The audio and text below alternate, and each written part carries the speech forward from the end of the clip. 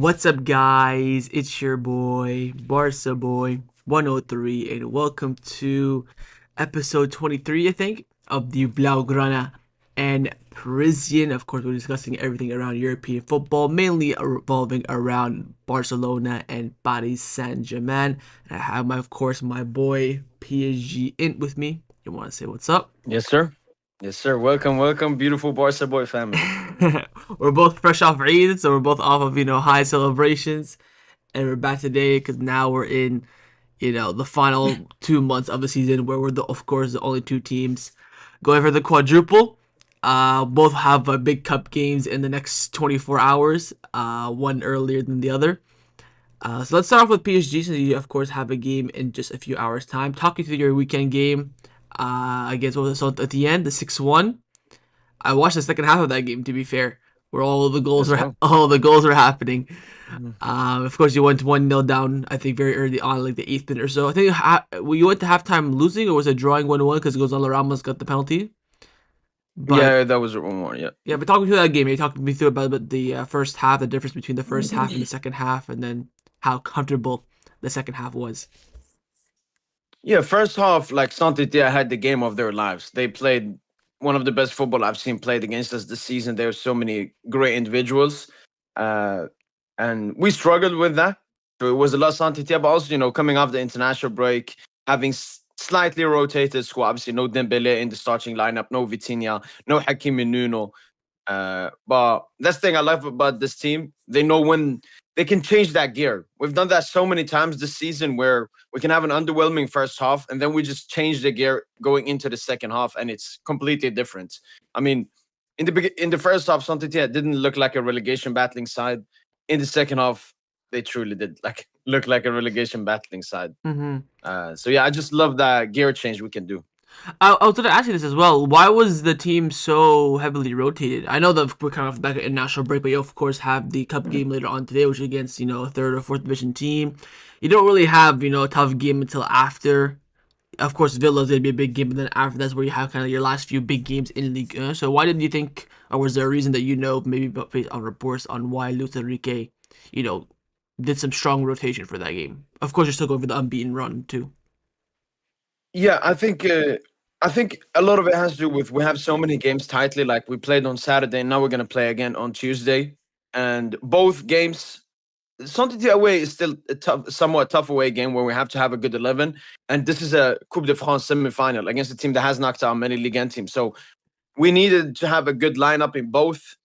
So and then obviously international break also had an effect. Like for example, Marquinhos, he was in the squad but didn't play. That's because he had a miscarriage, him and his wife. So Yeah. that was the reason why he didn't play. Hakimi will give him a little bit of extra rest. It's very similar to you guys with Kunde. Like Hakimi plays every single game, Kunde plays every single game, but because they're so athletic and because both of us don't have available backup for them. So Mm-hmm. Hakimi got an extra bit of rest. Uh, but we still played a very strong lineup that should have beaten them. But yeah, Mhm. I think one of the biggest talking points out of that game was the stocks and PR of Desiree Doué have yeah, skyrocketed yeah. since that game. Like I said to you, I think in the show after the Atletico Madrid game for Barcelona, we beat them 4-2 just before like the first week of Eid or so, first week of Ramadan or so. I was Yeah. telling you that Desiree Doué's a baller, and I'm seeing a lot of the Golden Boy Award rankings. Everyone's saying that this is gonna be up there, even winning it. Of course, had a not poor start, but a slow start to his PG career. I remember the first few months wasn't that great, even when he was starting against Arsenal in that Champions Yep. League game. A lot of PG fans were disappointed about that. But talking about the rise, talk to me about his skill and also about his kind of PR in terms of the Golden Boy Award.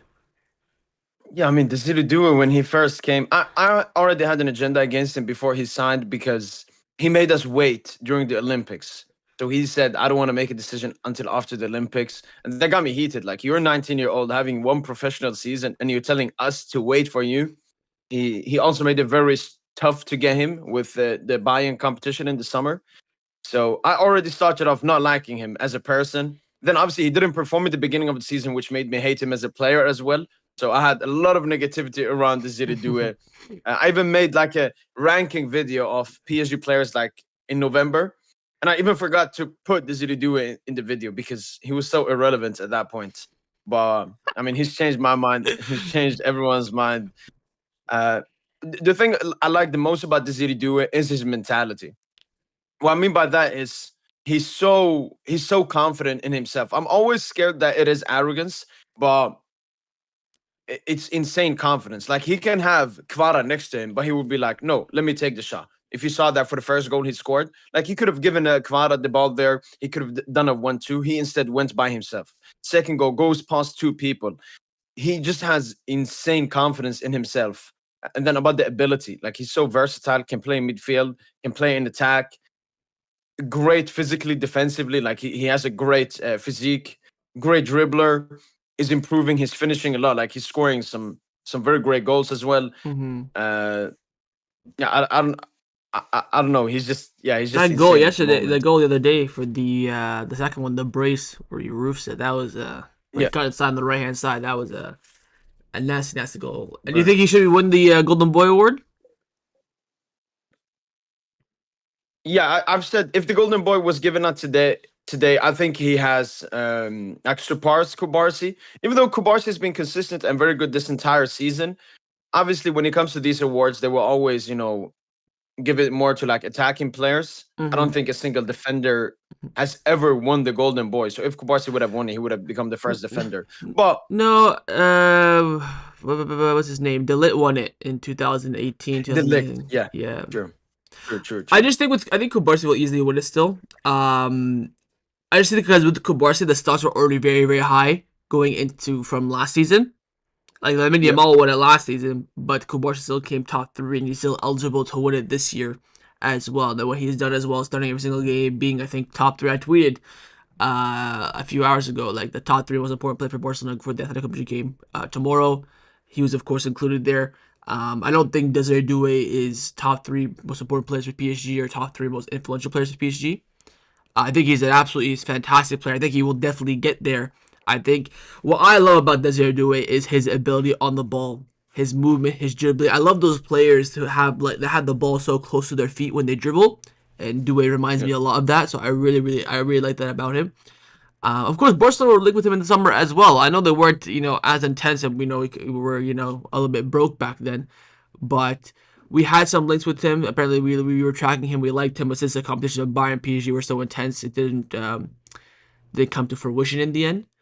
But yeah. it was still a play that we were tracking. But again, in terms of Golden Boy, I'm still quite confident. Of course, if we crumble, we don't win anything from now to the end of the season, and you of course go on and do the quadruple, then yeah, definitely, I think Due could definitely win it. But are you feeling confident about going unbeaten in the Liga? I remember you tweeting or saying that you're just waiting for one more game. I think what's the team? Strasbourg. You're waiting for them. I think once you get that past that game, you're pretty much smooth sailing. But how are you feeling in terms of the unbeaten run? No, I think we really want to. Well, I saw in the Santitia game, like when we were 1-0 down, I saw they were always panning the camera to the bench. Lucha was mad. The players were mad. They were mad. They were really mad. And if we go back to other previous PSG seasons where it was a lot more like pressure and how can I say thinking about the Champions League, this wouldn't have happened. They would be like, all right, we're 1-0 down, like maybe arrogantly say, oh, we will come back into this game. Mm-hmm. Um, but not this team. This team did not like that they were losing the game.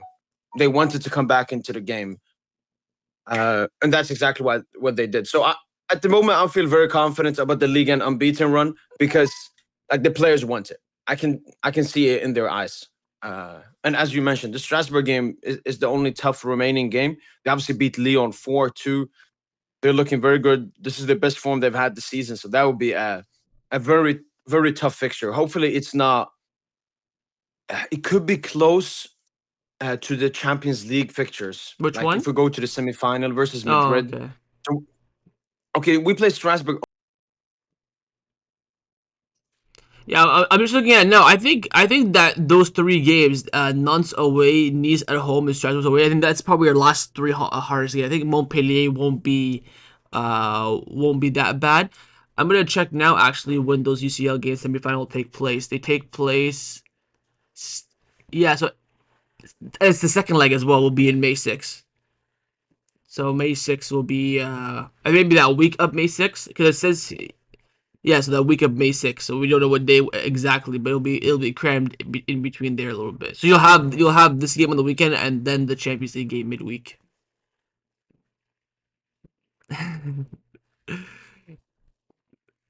Oh yeah, here we go. Get the postponement locked in. Um, just wanted to quickly ask you as well on the game you have later on today, the cup game. I mean, on a scale of like 1 to easily going through, how easily going through are you going to be going through today? Yeah, I think a 9. The thing is, I don't want to underestimate it because they have knocked out some really good teams. They knocked out Lille away at their home stadium. Uh, so I do not want to underestimate them. I don't think our players will underestimate them. But look, they've come very far. This is probably their biggest achievement in their history, reaching the Coupe de France semi-finals. So thanks for participating, but no, no, it's, it's, no, no. it's, it's time to go. Are you going to play like your full strength team? Are you expecting, a strong team after the rotation against Saint Yeah, Etienne? yeah, yeah, yeah. Yeah, my predicted lineup and most other predicted lineups is as strong of a squad. Like Dembele coming back to the starting 11, Vitinha coming back, our two fullbacks coming back. So Mm-hmm. yeah, we're not underestimating them just because they're our League Two team. Then you have Angers on the weekend. You're pretty comfortable with that as well. It's at the back. Um, Yeah, that should be the league clinching game. That game we should that's right. mathematically Yeah, be league and winners. you could have won on the weekend So if Monaco and Nice drew. I think Nice ended up winning. yeah, no, Monaco won Oh, 2-1. Monaco made a comeback. Oh, fairs, fairs, fairs. Okay. Yeah, So yeah, I mean the fact that you can get to it, you basically with this game today, if you win it, you basically got the French treble again locked down because you're gonna be in the final. You're one game away from winning the league essentially. So past today, I think all you're really looking at is, of course, Champions League, and then maybe just going the league unbeaten. I guess. yeah. After this, yeah, because the Coupe de France final is going to be played 1 week before the Champions League final, so it's Yeah, a long way I until I then. love that. I love when the cup finals like the last game of the domestic season for Barcelona for Spain. They moved the Copa del Rey final. I think since I want to say since the season before COVID, they moved it in the last weekend of April. So it used to be, of Okay. course, the last weekend of May. They moved it back a month. I don't know why. I think it's quite stupid. It takes away from that importance. Like you have like a cup final, but still a whole month of La Liga. Like let's say, for example, we'll go on to Barcelona now. The nice little transition. If Barcelona make the Copa del Rey final, probably against Real Madrid, who play later on today. You play Real Madrid in the Copa del Rey final on, let's say, a Yeah. Saturday. Then a week later, you play them in the league. It's like, oh, which one's more important? One's for a cup, one's for a league. It just, I think, takes away from the importance of the King's Cup, which is a Agree. disappointment from my perspective. But shifting to Barcelona, of course, we played twice uh, in the past 4 or 5 days, where you only played once. We had the game against Osasuna, suspended game, Girona, 3-0 win, a 4-1 win. So, what, 7 goals scored, one Yep. goal conceded in 2 games. Both games very, very comfortable. I think the Osasuna game more so than the Girona game. I think Girona, it was a very much a sluggish performance. That was kind of the performance where you watch the team, you're like, okay, this is a game where you're gonna perform poorly, but just get a result and get out of there, kind of thing, right? Big teams, best Yep. teams in the world wins when they don't play well. Wouldn't say we played horrifically, we weren't like shocking, but you could see the big drop off. We weren't. It was a lot of sloppiness. Of course, there was a rotation as well from Flick. Did you watch either of the games? I think you did a live stream for Osasuna, if I'm not mistaken. I don't know if you did the one for Girona or not. Yeah, no, I didn't watch Girona, but I watched the Osasuna game. What were Yeah, your for thoughts on 90 the? minutes. Yeah, what were your thoughts on the Osasuna game then? I mean, you perfectly summed it up, saying that like this was a game where a performance didn't matter, but the scoreline mattered, and you got a 3-0, which is pretty I much thought the we played perfect pretty. scoreline. I thought we played all right in that game. To be fair, but way better than the Girona Yeah, game. no, yeah, no, you weren't bad. I'm talking more about the effort. Like you only had like a. I know Barca can play much better than that. You put in like 70% effort, and that You was think enough to so? get a 3-0. I think we put like 100% in that first half. I think second half we were like, all right, we're 2-0 up. Let's kind of just. 'Cause I felt like True. we were pushing a lot in that first opening half because Austin are not that bad of a team. I know they haven't won a game since February. They're of course playing that low block that was hard to break down as it is for all La Liga teams. And they have Yeah. decent personnel. They were missing, of course, Brian Zaragoza, who turns into prime Villa against us, kind of like our Iago Aspas for another team. Budimir, their top goal scorer in La Liga, who scored a lot. Again, he's kind of that mold of a striker that is Barcelona's kryptonite. He didn't start because he played, of course, 90 minutes back to back for Croatia as well. Yeah. So maybe we got a bit lucky in that sense, too, that some of their big players are missing. The players that I would think that would make Barcelona the most worried, the most vulnerable. And we saw that a lot in the second half when Budimir came on as well. That 20-minute period before Lewandowski scored, where they had a bit of Yeah. pressure there. But yeah, I think the first half we were, not at our best, but we looked like we were going for like, all right, let's try and get the lead. And then once we hit the second half, it was kind of comfortable. Even the Jordan game Yeah. was on Eid as well, so I'm like, last Eid we of course played you guys at the back in the first leg, and I was like, bro, win on Eid would be nice. Back to back Eid and fit the W's, will take it. But yeah, that was a definite drop off. We still created a few chances. Lewandowski and Lamine Yamal missed an absolutely embarrassing chance. Still had an unbelievable game. I saw his Sofa Which score one? rating was like an 8.9 with no G and no goal or assist. He got into the La Liga Team of the Week as well, but he missed an absolutely disgusting chance. Or Him and is Lewandowski. it the crossbar? No. The first half, he was through on goal the left hand side. He's one of the keeper. He has two options: either to shoot on target, or he has two defenders here beside him. One's coming at him, one's covering Lewandowski, but it's late. So if he just passes in between to Lewandowski, Lewandowski has a free shot, probably 99% goal. He skied it. He went for the shot and he freaking sent it outside the Montjuic from like 9-10 yards away. Um, I'm, you trying to find the. You I trying to want find to. it.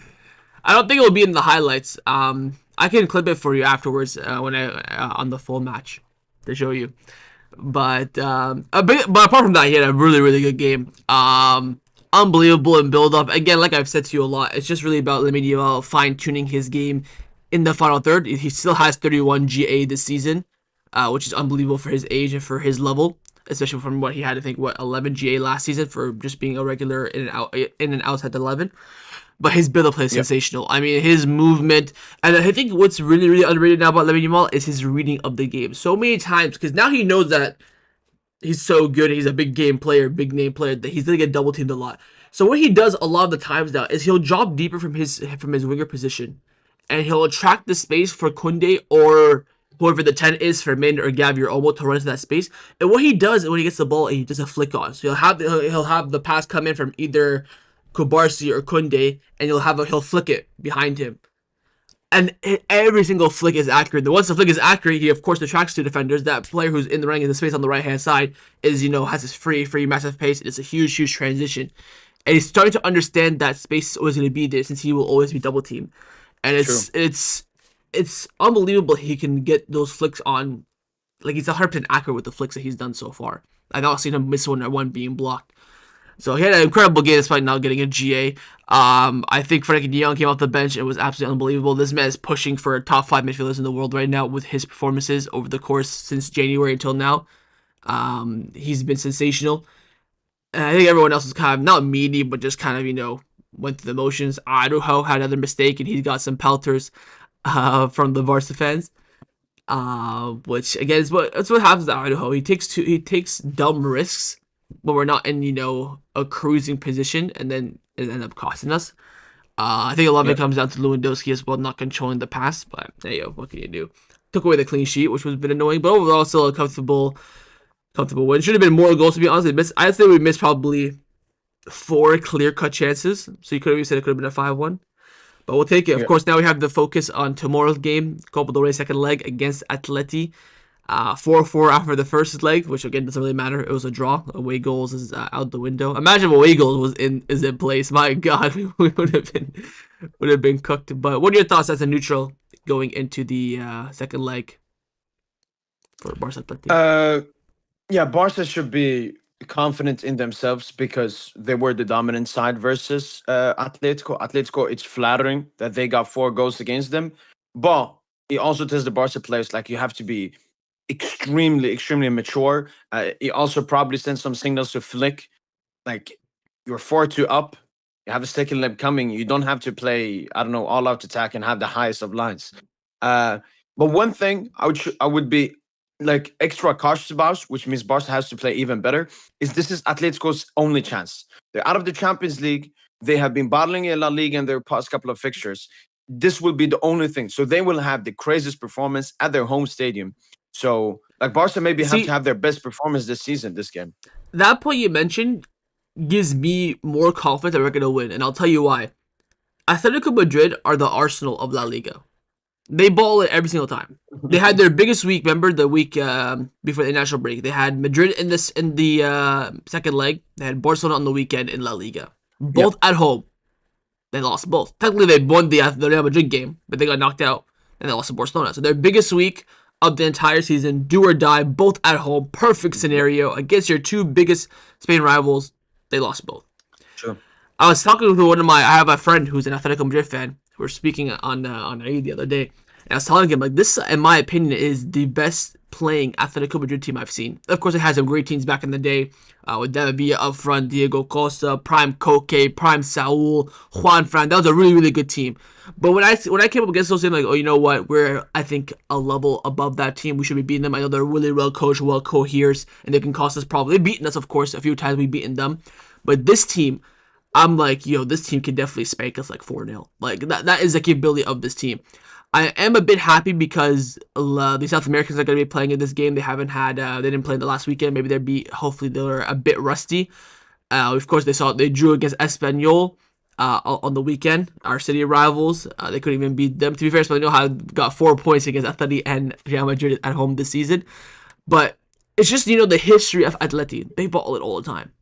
So I was talking to my friend. I was like, "Yo, you should let us win because we have a better chance of beating Madrid. We neither of us want Real Madrid to win it, so let us win it because we have the better chance. Because they could definitely beat us. I think I said in my match preview today, I probably put it like 55% Barcelona win, 45% Atleti win.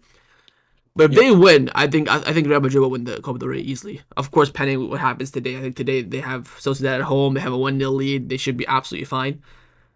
But yeah, that's my only worry, that if we get knocked out, Real Madrid will win the Copa del Rey, which of course puts them onto the treble and us out of it. So that's my only concern. But in terms of the game, I think of course winning in the league is huge. Like I mentioned for the Benfica game in the round 16, already playing there, I think gave the team a bit more confidence. I think that helped a lot with Kubarsi's red card as well, because they've already been there, they've done it, they made the comeback, they were poor. I think this will be the same thing as well. We just, of course, won there 4-2, 4 goals in the last 20 minutes. We were down 2-0 at the 70th minute as well. Yep. Two goals that were very much in the mistake of Barcelona. Although the first one, I think we made the mistake, then Atletico worked it very well. Still made the mistake in the end. So I wouldn't say I'm confident, but I'm quite optimistic. I would say that this game is definitely going to end in 90 minutes. I don't think we're going to touch extra time and penalties. I think they will be a winner in 90 minutes. I'm very, very confident of that. But imagine we go to penalties and we beat them. Imagine I thought they losing, their three biggest games this season, two of them on penalties at home. Like, that's a crazy conversation in itself. But I think the most important thing for Barcelona, of course, is to get the result. I think what's going to happen is that we hopefully win this game, then we maybe rotate on the weekend. But we, of course, only What team would that you what would you say percentage for the game? Like how confident are you that you're gonna win over them? I said, I think there's a 55% chance that we win, 45% chance they win. Again, like I mentioned, they were one of the better athletic teams we faced. The record, all three, we played 3 times this season. They've all been very, very tight. 2-1 loss for us at the beginning, last second. Sword loss.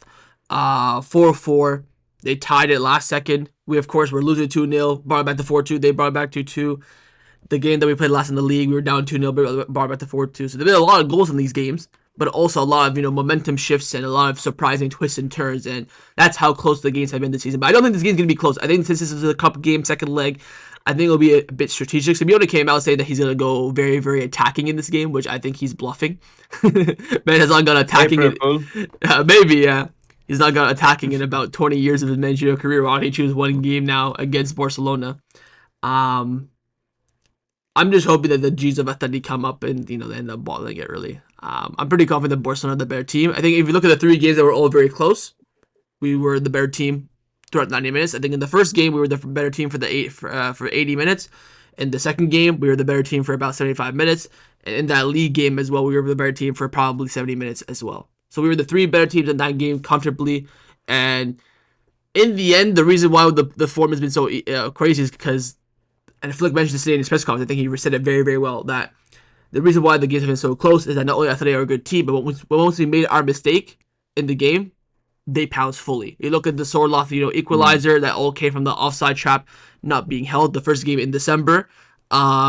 You look at the 2 goals they scored in the cup early on. Those are, I think, kind of quick successions, but the 2 goals we conceded. Llorente, of course, pulling the back of Kunde, getting in behind. Kunde not holding the line for the Sorloth equalizer 4-4. In the first game as well, Lewandowski missed, the 1v1. If he scores that, we're up 1-0. Then they go long ball and they score also on that long ball. Inigo fails to hold the line as well. The Sorloth goal as well, Kunde failed to hold the line. So all these little things that credit to Atleti for, of course, going on those scenarios and scoring, of course, but they all started from somewhere. Look at Barcelona's goals. The first goal that Pedri scored in December, build up play, taking our time, great finish. Look at the 4-4, 2 corner kicks. Okay, we'll let those ones slide. But the Pedri goal, the first one, to make it back 2-1. Great build up play by Lamine and Kunde. Kunde crosses it in. He finally gets an accurate cross. Pedri scores. The 4 goals that we scored in the Wanda. Lewandowski's goal is very well worked. Ferran Torres, great cross by Rafa. Good header by Ferran. Lenglet, of course, was pulled back by Lewandowski. Great run by Lua. Equalizer, bit fugazi, of course, with the Lamine Yamal shot. We'll let that one slide. And the Ferran one was a mistake at the back, consolation goal. So if you look at it in that kind of perspective, again, everything favors Barcelona. We're the better team. We played the better football in the 3 games. It's just the fact that it's Atleti. It's a big team in their stadium. I think that's what really brings the fear in the most. So it'll be an interesting game. Hopefully we can get over the line. Do you think Barcelona will qualify in the end? Are you expecting an El Clasico Copa del Rey final? Yeah, but I hope Madrid, Sociedad, baby, Sociedad. Oh, hopefully, inshallah. I mean, that would be wonderful. But the only way Sociedad we're gonna go through is if they had that win in the first game, even like a 2-1, a 1 goal. There's a little bit of an advantage to even go to the Bernabeu and get a draw, but then they have to go to Bernabeu and win by I know, 2 goals. but one thing I've heard is that Madrid, when they need to make a comeback, it suits them. But when they're already up, it doesn't. Ooh, I like that agenda. I like it. I don't know, man. We'll see. You're getting me gassed up now. Now I'm gonna think, oh, so they have a chance. They're gonna go. They're gonna score. I'll tell you what's gonna happen right now in that game. Madrid will score 2 goals in like the first 20 minutes. The game will end 2-0. That's how I see this game going later on today when you play your match as well. Okay. I want to avoid Champions League talk in this pod. We'll do save it for the next one since we still have the weekend. The one thing I do want to discuss is combined 11. Now, every single show that I've done on my channel, anyways, I don't know about your chat, always asks for PSG Barca combined 11. I said, you know what? Let's wait to the end of the season, maybe closer to the end. Then I saw you Yeah. drop one. I think it was like a week ago, Yeah. and I could not That's believe true, the yeah. terrorism, and the disgustingness in that XI. So I think now we gotta go through a combined XI now. Okay. Let's before we do it, let's I'll let you judge the rules on it. Are we going off of form, this season, just the better player? Like, give me some sort of context to go off of, and I'll let you decide it because I'm open to anything. How I like to do them is like maybe 70% this season, Mhm. and then 30% like overall ability, I guess. Okay, and by this season you But mean it's like mostly this season. this season, like from August or from 2025, like beginning of January? No, this season from August. So Okay, 2024, 2025. all right. So let's crack it. 4-3-3. In Yep. goal, I think we can both agree on Dona. I think if Chesney was playing from the beginning of the season, I think he'd be in a great No, competitor for that but position. even Donna, he was struggling in the beginning of the season. So I think it's a tight position. I'll give it to Donna, but I think Chesney definitely has a say. Like, what, he Mhm. hasn't lost a single game as well with Barca this season? Yeah, yeah. I think he's played 17 games, 10 clean sheets as well, 3 big performances, like Barcelona saving S performances. Athletic Club in the Super Cup semi-final, Benfica in the first leg as well, where we both got clean sheets in those games. But before that, Inaki Peña had 1 clean sheet in his whole entire 3 months as a number 1, and he got us those 2 big clean sheets. I just think with Dona, he has 4 months ahead of Chesney, which it's so much to ignore. I know even those 4 months you could say is a bit rocky, but again, there's moments there where he was okay. So I think it's kind of hard. Maybe at the end of the season, I think maybe if we, of course, go on and be successful, I think I can definitely push the Chesney agenda a bit more. But for now, Yeah. we can give it to Dona. Right back, I think we can both agree here as well. I'll give it to Hakimi as well. I think Kunde has taken a bit of a drop. What do you think happened? Because it feels like ever since he's been left out of the starting 11 because he came late. Then Yeah, his form, you think like his confidence hasn't exactly. been No, no, there? I don't think it's his confidence. I just think it's his form. I'm not saying Kunde is poor. I'm not. If you watch my match reviews and everything, like since the past 2 months, I've given Kunde every single game like a 6 out of 10. He's performing, as the level I expect. He's defending, of course, very well. Going forward, he's a bit hit and miss. Back in, January, November, December, he's getting assists, he's bombing forward, he's doing elasticos and flick-ons, and his crosses are pinpoint perfection. Now it's a bit, meaty. He still has, I think, Okay. 10 GA, which is fantastic for a fullback. I think he's definitely, top three right backs in the world. But I think Hakimi is the best. Even just based on ability, based on the natural, play of the position. I think Kunde can only really pass Hakimi based on achievement. So if we go on with the treble, I'm like, yeah, Kunde is better because, he Oh yeah, performs well yeah, and wins the treble. If we're just going because you said, 70% this season, 30% on ability. I think Hakimi cooks Kunde on ability. That 30% is all Hakimi. So I'm kind of holding on to that 70% to give Kunde the argument. So if he wins, we go and we win the big trophies, I'll say Kunde. But for now, I'll definitely say Hakimi. yeah. Center backs. I honestly think it should be two You want to Barca. put both? I think it should be two. Let me land. Let me land. I think it should be two Barca players. However, I do think that Pacho has been fantastic this season. And remember, back in the shows when we first started this season, back in September and October when you weren't doing that great, I was saying that I think Pacho's playing well. I think he's very underrated. Of course, making that Yep. low key kind of move from Eintracht Frankfurt, which nobody covered, but PSG still played at a hefty price. I think 40 million for a no name kind of. Yep. It's quite a lot. I think he's done very well this season, but I think with Kubarsi and Inigo, the reason why I see them both as higher is because of the 70% that you talked about. The 70% that you talked about was on the season. Both these two players came to the season as question marks. Kubarsi, of course, he came into the team last season halfway through because we had injuries. Did all right.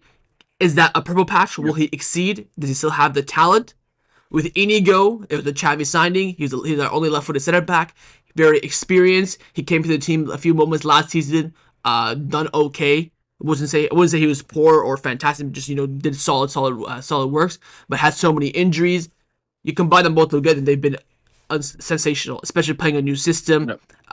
Of course, clean sheet record isn't really too much on their side in the beginning of the season because I think the goalkeeper was very, very poor. Of course, getting used to the system as well. But once we hit October and we're kind of used to the high line, I think the defense has been very, very sure. There's been, of course, mistakes, like I've already mentioned in the Atletico Madrid games, that the Inigo failing to hold the line and stuff like that.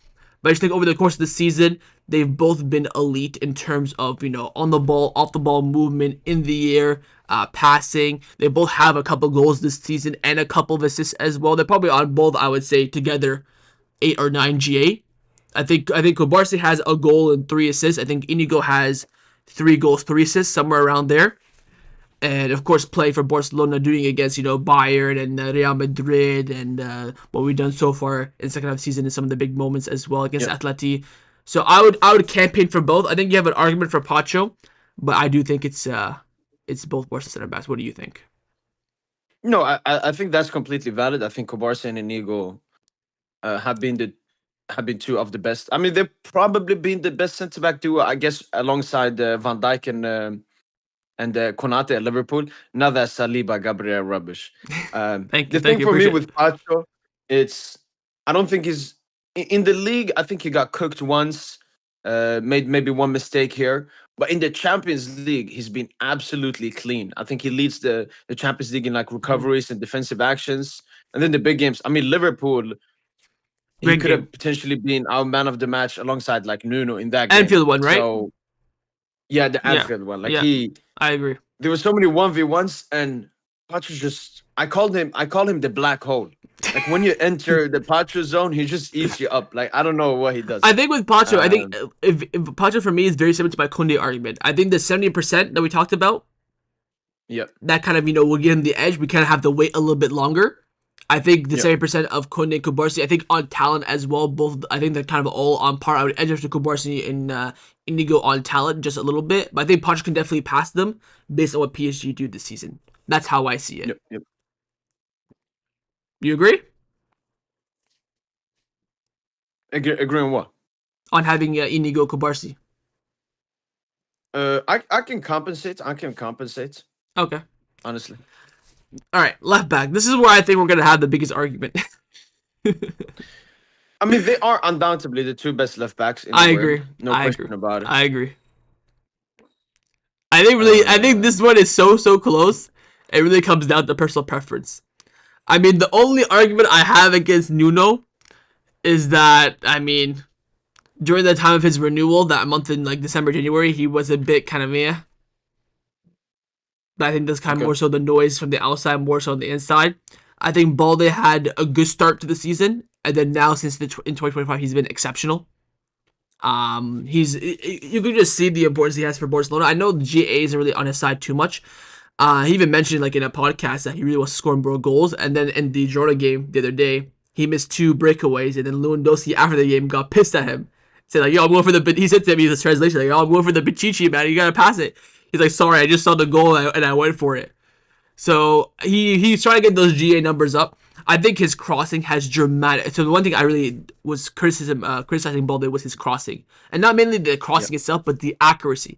And I tell you what, man, and I'm not even joking. The accuracy has been dramatically improved in 2025. Like I'm seeing him doing Jordi Alba-esque kind of cutbacks where they're like just pinpoint to the attacker at the top of the box 9 times out of 10. I think his speed and dribbling is on a stratosphere on its own. I think he does this thing. I think the trademark that I call it is the lightning bolt, where he picks up the ball on the left hand side.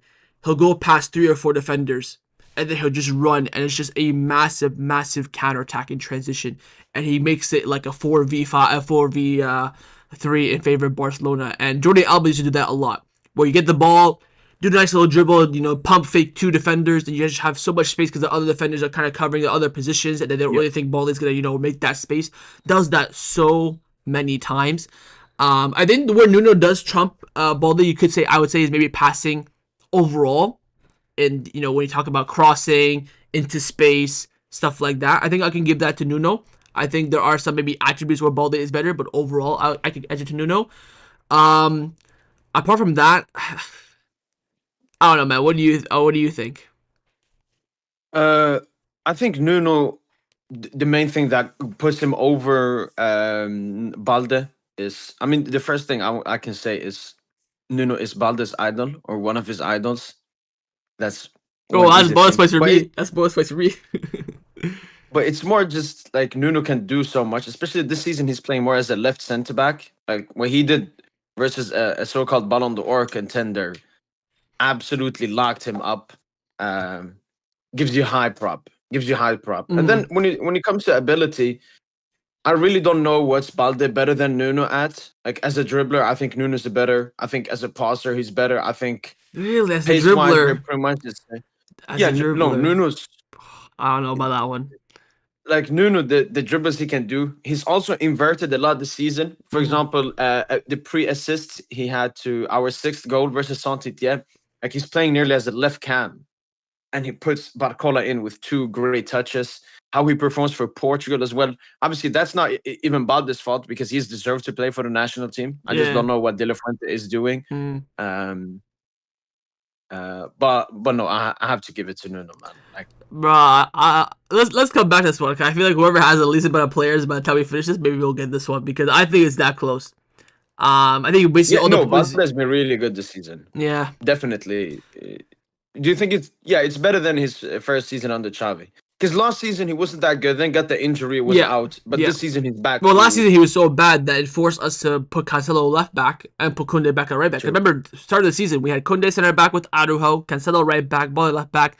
That was Yeah. going to be the back four. We looked so good. Kunde looked fantastic at center back, but his inconsistency and injury forced us to put Kunde back at right back. True. Okay, we'll come back to it. We'll come back to it. Into the midfield, I think in terms of personnel, it's quite simple. But I don't know if you want to pick it based on people or you want to go based on position.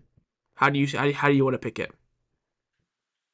Like you want to I actually mean, pick we a cam, have you want to actually pick a 6 and an 8, or you want to just pick the 3 best midfielders in each of our teams, like combined, no, obviously.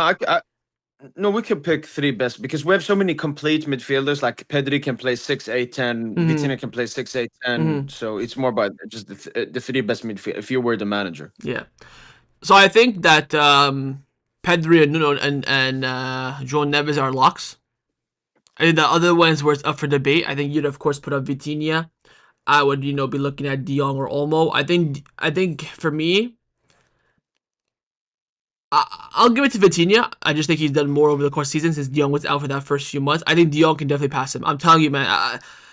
Remember, I know you're in the Barca Twitter space, so you see how much the people criticize Frankie, right? Because he earns so much money and blah blah blah. But I tell you what, man, he's been shutting them up since the new year, and you're not seeing anyone crying. You're even seeing, I'd say, hell more prop for him. So, 100%. so, Even the Osasuna game I watched, he was one of the best players in that game. so I'm okay with Neves, Vitinha, Pedri. Would you agree with that too? Yeah. I Yeah. mean, this thing, like, you do more Neves prop than me. For me, it's Vitinha and Pedri who are there. Because maybe then it's more about ability. Because if we're saying form-wise, this entire season, yes, Neves has been, like, better since the Yeah. first day until now. But now that the bigger games have come, like, Vitinha was basically the man of the match, both legs versus Brest, and both legs versus Liverpool. But yeah, I'll go for that midfield three, and I wish We'll say that midfield Pedri three. would We'll say that De Jong is knocking on the door. And then for the center back, we'll say that Pacho is knocking on the door. So we can come back to this at the end of the season and we can see where we are at. Front three, I think another difficult one. I think you want to go again based on the best three forwards. You want to pick on position. How we saying? So you obviously watch my front three. For me, the first Terroristic, by two the way. names Terroristic, by the that way. are the first two names that are like undebatable in my opinion is Ousmane Dembele and Rafinha, the two Ballon d'Or contenders this season. And then the third one, I picked Kvara. But then, obviously, because this list we're making it out of form and ability, Kvara obviously has only been here 6 months and hasn't played at the top level. For me, there, maybe I put it more at like 70, 80% ability because I think Kvara would be the third best attacker amongst them. But if we're doing it off form, then it's probably a Dembouz, Rafinha, Leva front three. I would actually say if we're going based on position, I think you're cooked. If I'm being honest, but if we're going based on just filling the front three with the three best forwards of our two teams, I would definitely say Rafinha, Yamal, and Dembele. I would put Yamal over Leva. I know that Leva has the goals. I just think that Yamal is just so important and plays at such a high consistent rate. More though than Lua, because if Lua doesn't get a goal, he gets a 6.1 rating, and everyone thinks he's shit. And if he gets a goal like he does yesterday, brace, everyone thinks he's the next best thing in the world. Fun fact, by the way, Lewandowski is almost about to hit 100 goals for Barcelona. 100 goals in 3 seasons. I mean, that for me is mental. If you look at the top scores for Barcelona, there's like 7-8 players that have broken 100. Like the 100 club at Barcelona is very very small. And the fact that he's breaking that at a club like Barcelona in 3 seasons, I think is crazy. But yeah, I definitely give it to Yamal over Cavada. I think Cavada, to be fair to him, if we want to even count his time at Napoli the first half of the season for this debate, I wouldn't mind it. But I just think that with Napoli, he had quite a slow start. I think his stock kind of went up in November when that moved to January, where he was looking like, oh, Napoli gonna have him for a little bit of a cut price. Started performing well. Of course, he had a way weaker team than he did last season. Although Lukaku is not that much of a downgrade from Osimhen. But I think the talent of Kvara is, of course, crazy. He's definitely a winger that I would have taken at Barcelona for sure. But I think if we're going based off the 70% of the season, 30% on ability, I think to be fair, the ability between Kvara and Lamine is quite close. And then, of course, on this season, I think Lamine does trump him. That's why I think there's a bit of logic to my decision, not more so just favoring the Barca player. So I would say Yamal, Dembus, Rafa, front three. Yeah, I would change Yamal for Leva. I think Yamal has been very good this season, but I still don't, because this is like a beef I have with a lot of Barca fans on just Lewandowski in general. I'm always with like the Lewandowski fan pages. They're like, oh my god, thank you, you're saying it. I just think I even saw a stat. I think obviously this one I researched it, I think like 2 months ago. So obviously it's changed. But at that point, Rafinha had won Barca 1 point in La Liga. Yamal had won Barca 2 points in La Liga, and Lewandowski had won Barca 16. Obviously, there are some penalties included there, not as much like as a Harry Kane though. I just think Leva has been so impactful for Barca, and you add in like for Yamal, you add in like he's 17. But I'm not seeing enough people add in that Leva is 36. Like he should be in Saudi at this age, but he is the top scorer in the world this Competing season. with Prime Mbappe for the Pichichi. Exactly. I can understand Like your what? point And fully. he's like third in the UCL as well. Yeah, this season with me for Lua, I've very much been like on the in the middle with him. I've not hated him. I've not glazed him. I've seen, of course, a lot of people hate him. A lot of people glaze him. Yeah. I can understand where the glaze comes from, and I can understand where the hate comes from. Yeah. And the reason why again I picked Lamine is based on what my tweet a few hours ago sums it up. I said the three most important players for Barcelona: Rafa, Kubarsi, Lamine. Rafa, Pedri, Lamine. That for me is the reason why I think.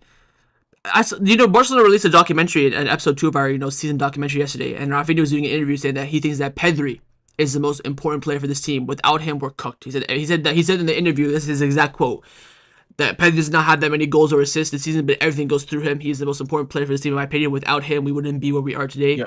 Basically, saying that we're cooked without him. I feel that way for Lamine. The sole reason for that is because of nobody on the bench for Lamine. With Pedri, you could drop Gavi back. Gavi can do a job. Paulo Torre has great ability. De Jong, of course, played the 8 against Osasuna. Did a good job. Can maybe cover that role for a month or two. With Lamine, there's nothing and no one. That, for me, is the real stumbling block. Every time Lamine has been on the pitch for Yeah. Barcelona this season, we've cooked. And the 2 months where Lamine was injured, where we had our worst spell, of course, we couldn't say, oh, has if Pedri gets injured because he hasn't been injured this season. I understand that argument as well. But you can just, if you watch every single minute of Barcelona this season, you can see it. I think it's clear as day that the three most important players are Lamine, Pedri, Kubarsi, in that order. Rafinha is the best player because he's so effective and he has the numbers to back it up. But he is effective, Rafa, because of those three players. It's like what people say when they win the Ballon d'Or. It's a team game. I want to recognize my team because in the end, Rafa will win the Ballon d'Or because of what Lamine does on the right hand side, the creativity of Pedri, the vision and solidness of Kubarsi at the back. He kind of just takes the final touch. He's kind of the icing on the cake. He will get all the glory, all the glamour. On top of course, him performing at 5 levels than his normality, right? I know, but couldn't you say something for the player like Yamal then? If Barca didn't have an insanely clinical finisher as a Rafinha and a Leva, would Yamal look so good, especially with his playmaking and the passes he makes into those areas? Like I think both are dependent on each other. Because if Barca had relied on Yamal scoring goals, it wouldn't have been as close as with Leva and Rafinha. Very, very valid point. I think, of course, I would say that Yamal's creativity is still very, very underrated. I think he's so good. I think, of course, his finishing needs a lot of improvement, as you can see from his goals this season. And of course, he's getting the recognition, he's getting the scores and stuff like that because he creates, and then Rafa finishes, Lua finishes, Olmo finishes, whatever the case may be. But just when I watched that 2 months of with this Barca team without Lamine, we looked so dead, man. I mean, we looked like, prime Kike Setien days. And we just beat Madrid 4-0 and Bayern 4-1. Then we just go and we get cooked by Leganes and Las Palmas at home with one player out. Yeah. That for me is the big, telling. That for me is the big, eye opener. Maybe if we had, let's say, for example, we had a Cavada on the bench, right? Cavada came in, we won those games. Yeah. Perspective would be 100% different. Oh, Pedri is the glamour. Take out Pedri. The downgrade from Pedri to Pablo Torre is way bigger and significant than downgrade from Lamine to Cavada. But we don't have Cavada. We have Pau Victor. So it's a situation where you have to judge it how it is. I just think that even from last season, he was so good and so influential in the team that he, of course, ended up benching the likes of Joao Felix, the like of Rafa. Of course, he was the reason that Rafa was pushed to the left wing. Because, Rafa cannot put on the right because Lamine is better, but Rafa's too good to put on the bench. Let's try him on the left. That was pretty much Xavi's thought. He actually put him first in the 10 and then put him on the left for the PSG game. So that's why I would give it to Yamal. You want to give it to Lua? I think it's definitely deserving as well. It's two Barca players, so yeah.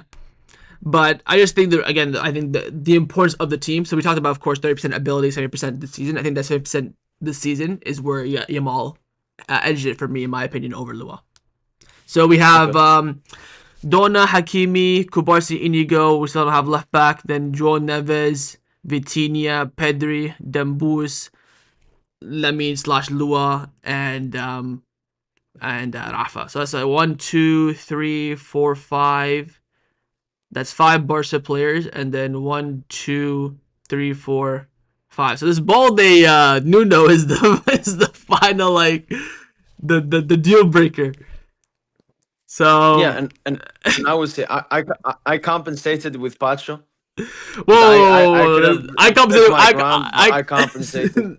like I said, Pacho, De Jong are kind of like the ones that like they can definitely end of season based on achievements. They're the ones knocking. So what you say for Pacho, I Mm, will say for Frankie. I don't think De Jong has had like anywhere close impact to both Vitinha, Pedri, and Neves. I don't think like he I, sits at the same table as them. Whereas Pacho sits at the same table as Kubarsi and but Inigo. my But point, I can have them too. but my point is that I think De Jong will be sitting at that table come June, because not only will he continue his performances at a high level for the next 2 months, but then also have the Yeah, trophies to back it up as well. And again, like you mentioned with Chesney, Chesney for the first 4 months didn't play, so if he was playing, he maybe could challenge Dona. Young wasn't playing poorly; he just wasn't playing.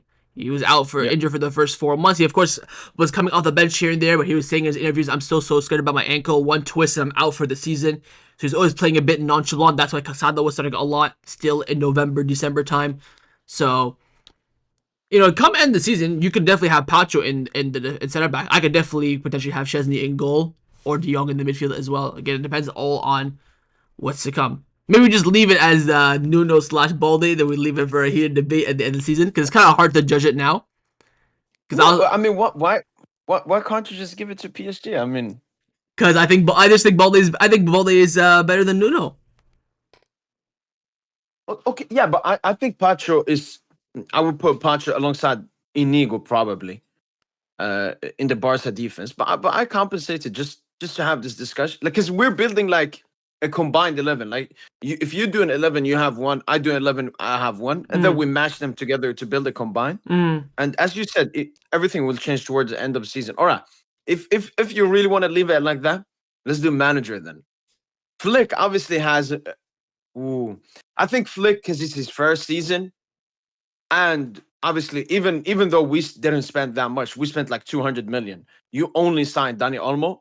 I can give that to Flick. First season, and especially like the transition. Like we were still a good team last season. Reached the semi. yeah. You were. It's Shit. way bigger of a change from.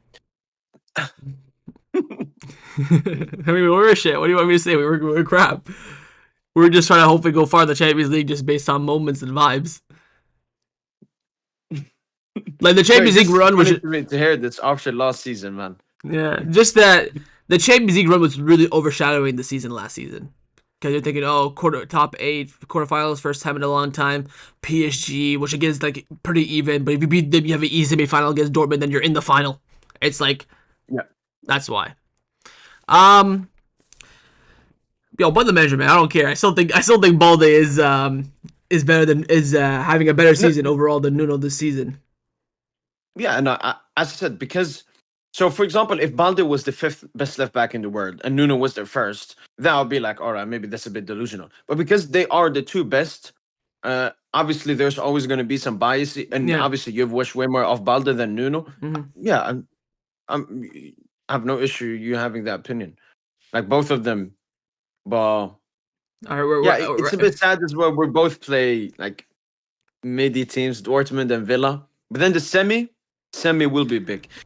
But wouldn't you agree that Balde, we have harder teams in La Liga than you have in Liga? No, because I completely disagree with that. I actually think Liga is like stronger, it's harder to play in than La Liga, but only by a small margin. So Uh, when I look at a player's performances in La Liga and Liga, I put them at the exactly same level. If Balde is cooking in La Liga, sure, I may say some trolling like, "Oh, look at that Fugazi defending." Like for that Madrid game, I swear to God, because I hate Mbappe, but if he scores a free kick, I don't care.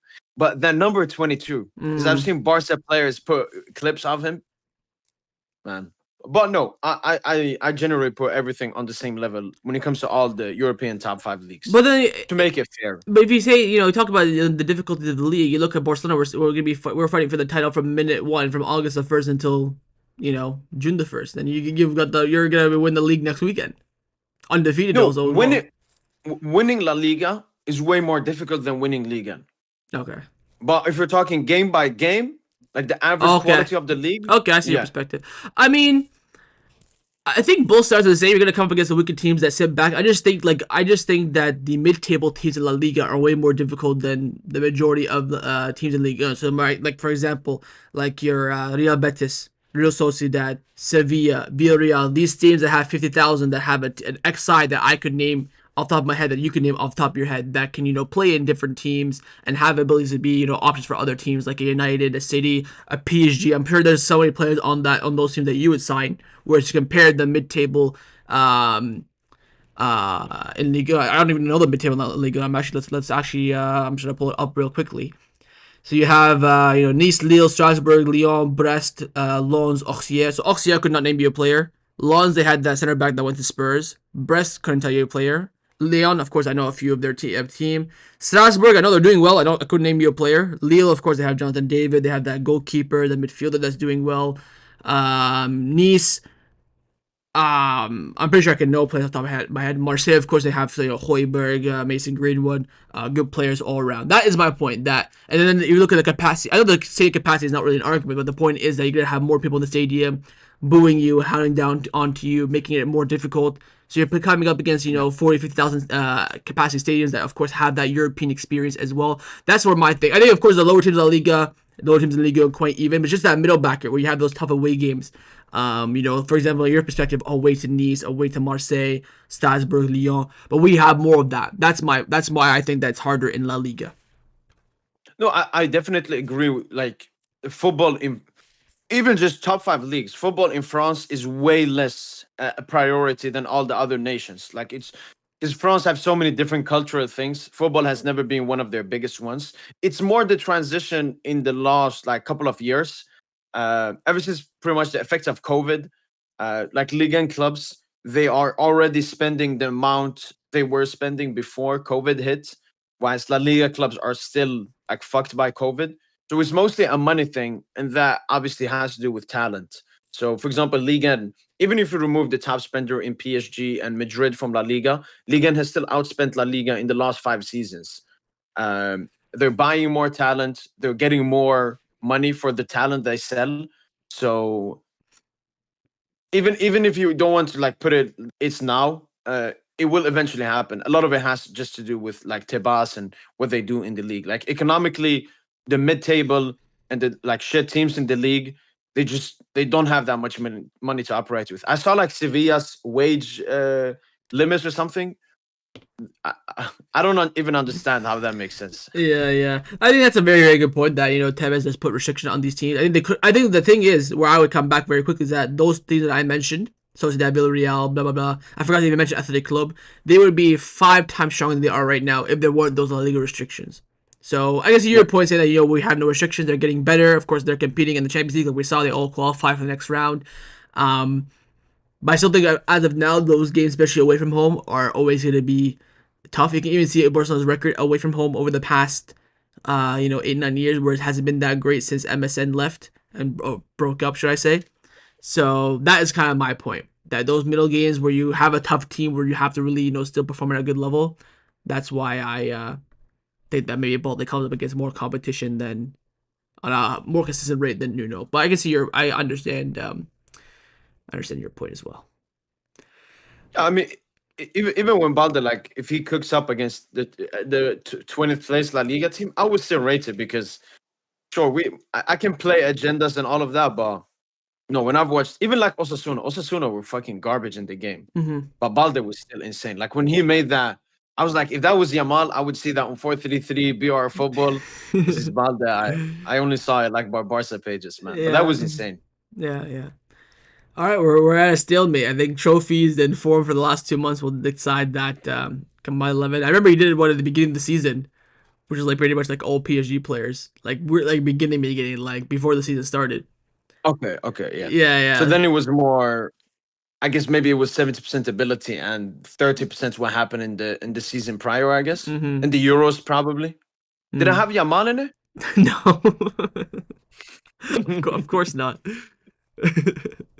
um, but yeah, I guess we'll end it here. You of course have a game to prepare for and coming up soon. I think we covered everything. I think next week's show is gonna be very interesting. Of course, Atletico Madrid game this year that you have in the cup as well will be all done. Champions League build up as well. So everything's gonna be probably huge episodes from here on out to the end of the season.